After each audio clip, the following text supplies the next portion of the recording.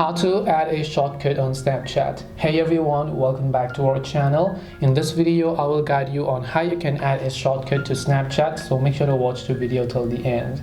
In order to add a shortcut to Snapchat, you basically open the Snapchat application and just go ahead and log into your account. So let me also go ahead and then first of all log into my Snapchat account. Now after I do that, let's say whenever I'm on my friend's page, I would like to pin a certain chat. I will just long press on it, tap on the chat settings option here and then tap on pin conversation, or I can also go ahead and then basically pin shortcut to home screen. So when I just go ahead and then pin the shortcut to my home screen, the shortcut for this person will be directly added on my home screen, as you would be able to find it here. And this way, whenever I just tap on it, I will be able to directly come to this person's chat page and send them quick snaps or whatever else I prefer. This way you will be able to add a shortcut in Snapchat. Hope this video was very helpful. If you have got any questions, then feel free to leave them down below. Thank you for watching till the end and see you soon in the next video.